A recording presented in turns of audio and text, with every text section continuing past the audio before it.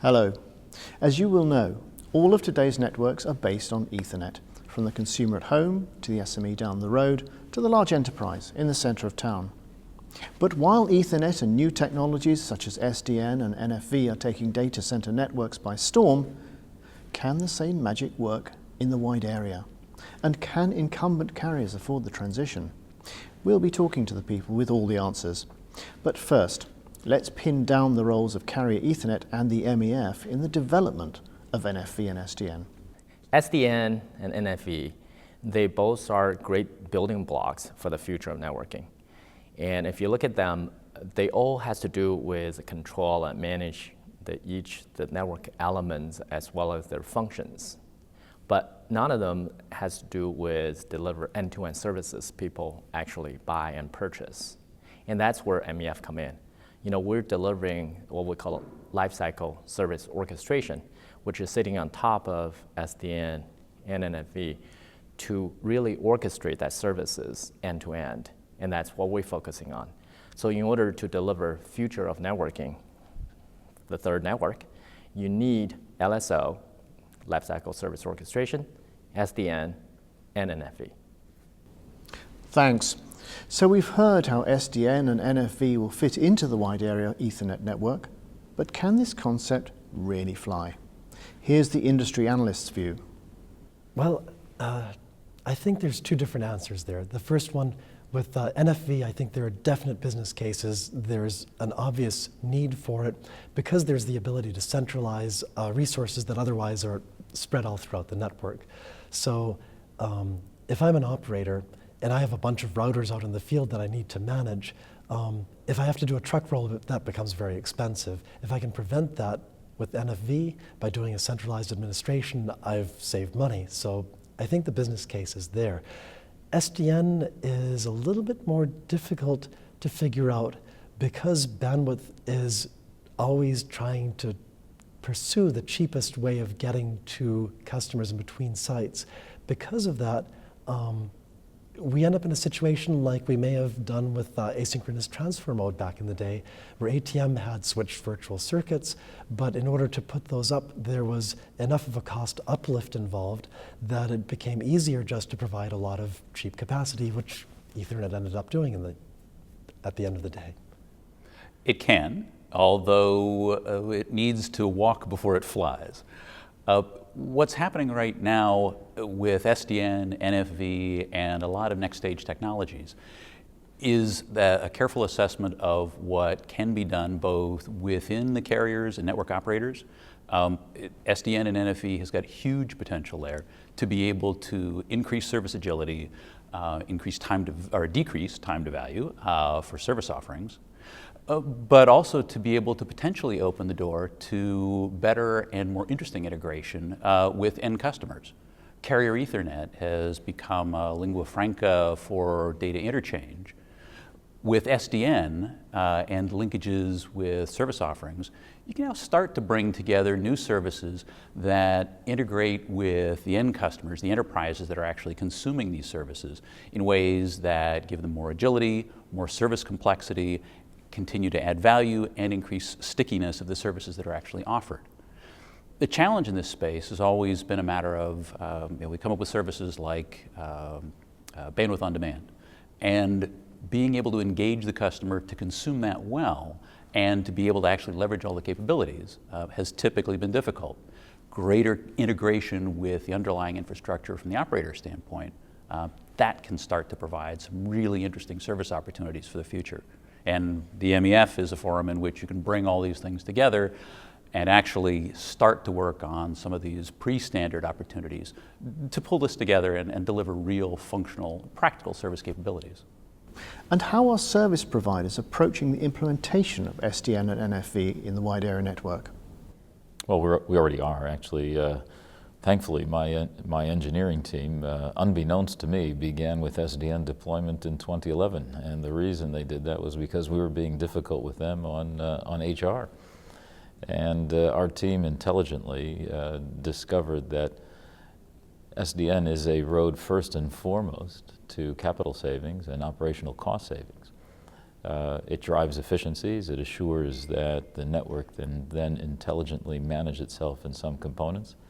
And as SDN is evolving since 2010, 2011 to where it is now and where we envision it to go forward, SDN has now become a mainstream component of our deployment, first and foremost in our IP infrastructure, in order to assure that IP services, MPLS-based services, and very soon Ethernet over MPLS services will also be able to be delivered through an SDN environment. That's step one from our point of view. Step two is quite critical from our perspective to see how we can create SDN-based infrastructure not only on our own network but across partner networks. PCCW Global has championed for many years NNI relationships, network-to-network interconnects, to assure that our network can be delivered in a ubiquitous fashion to end users, not just from our own capitalized infrastructures, but through partner networks as well. If we're unable to do SDN with partner networks, we'll be limiting the value that it's meant to deliver to end users. And therefore, we're busy working through the parameters from a product point of view, from a legal point of view, from a commercial point of view, how SDN can be deployed from our network to the partner networks in servicing end users. Carrier Ethernet is interesting because it's very well placed in an SDN world, particularly the implementation that we have at Tata, which is PBB based. PBB is not something that comes with its own control plane. So being able to bring in a control plane which is then unified with other elements in the network is a huge advantage for us, and we're very well placed to take benefit from that. So there's an immediate benefit from SDN and how we can provide it. We also see a lot of interest from customers about what we've ended up calling traffic engineering as a service. So this is something that allows customers to dynamically change not just bandwidth and things that we've traditionally talked about, but also network topologies to suit their requirement. And that requirement might be some sort of failover in anticipation of a big weather event or a surge in traffic or anything else, or it might be a forced one which has been brought on by some sort of natural disaster or a cable cut or some other activity. So I think SDN provides a lot of the tools that allow us to bring those kinds of things to market. NFV, where it relates particularly to Ethernet services, is a bit more problematic. A lot of the investment that has gone into NFV to date has been really around layer 3 functions. And so, of course, we're participating in all of those, looking at how we can virtualize CPE functions, virtualize security services, and the rest of it. And these are services, in fact, we've been providing in one form or another for some time.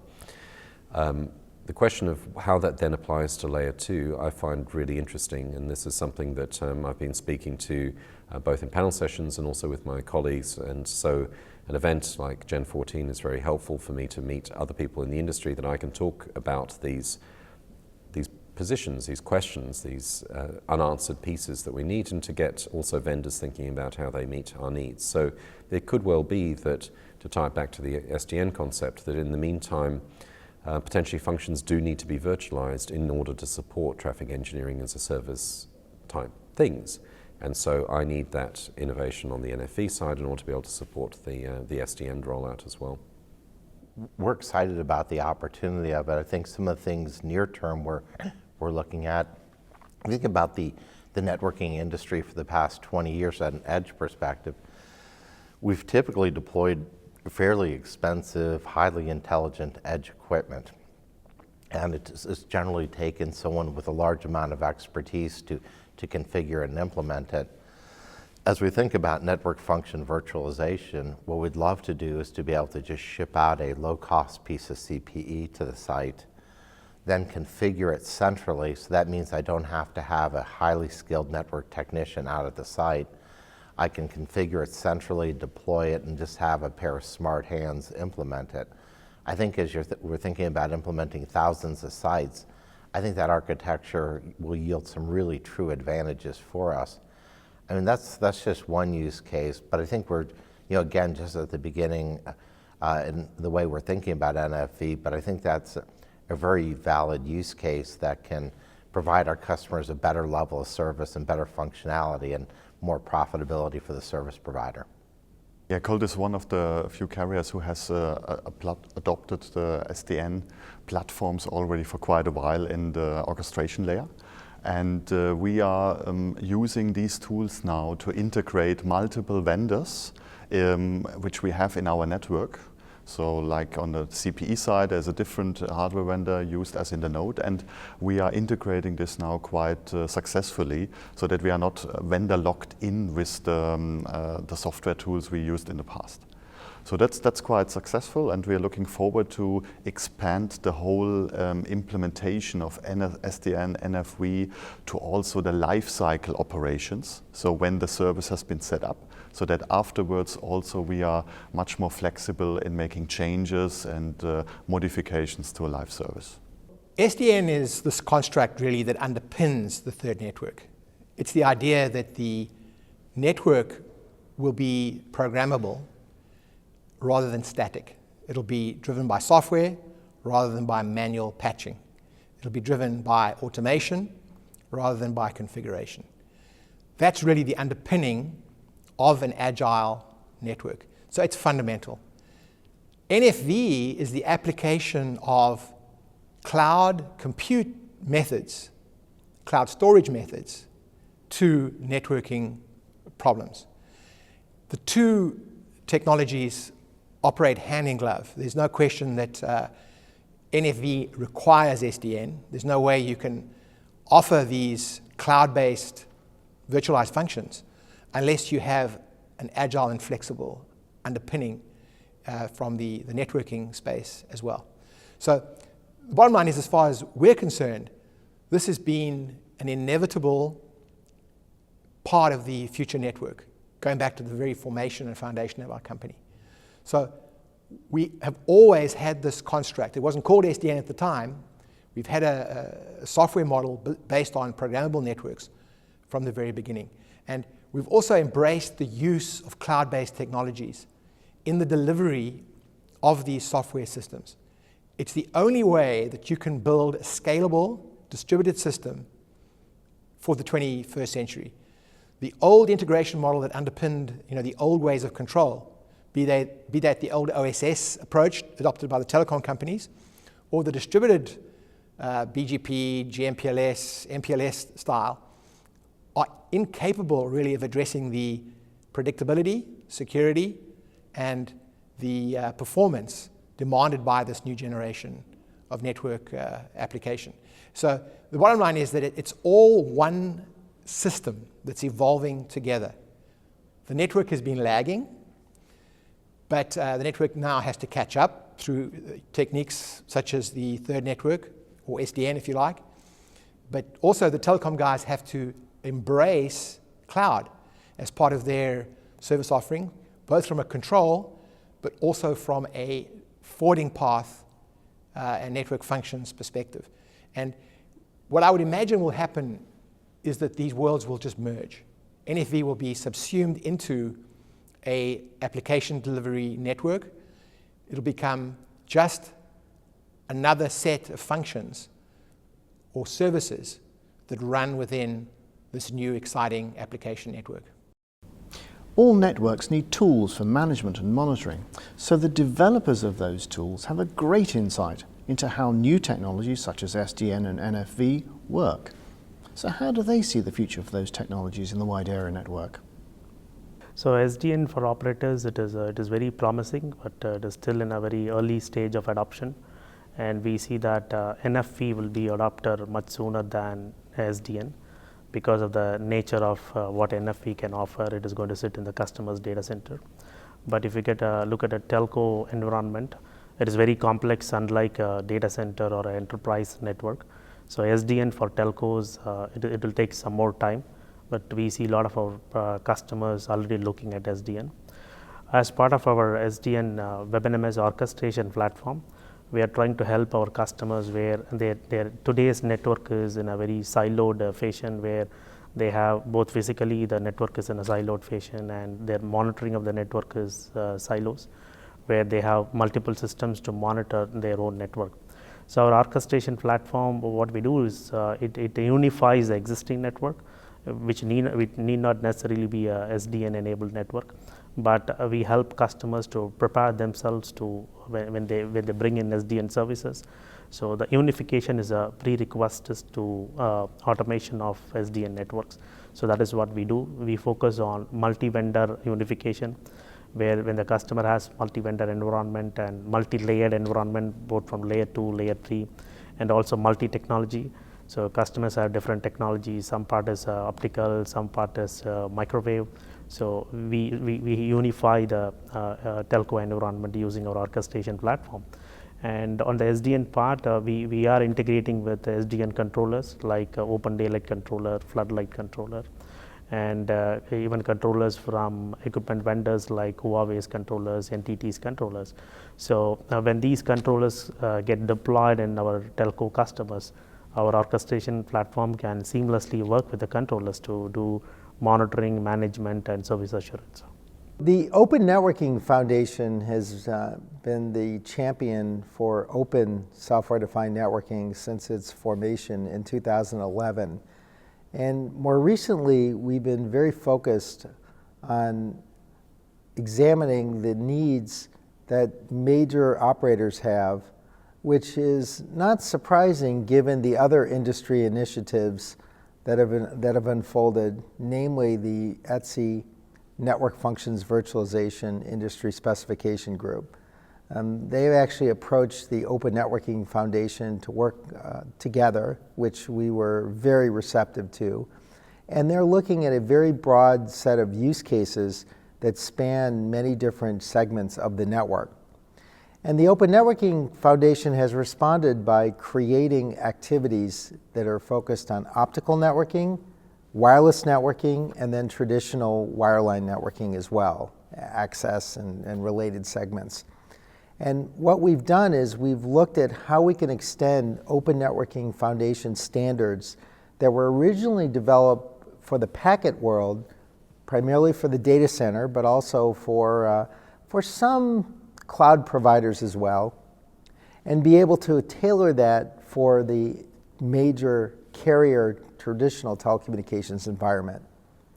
And the types of use cases that we've seen, one of the major ones has been how do you respond to the cloud? The impact of the cloud has been pervasive. The data center was the first place, but most operators were really not participating there until more recently. Where they were more interested is tying the data centers together.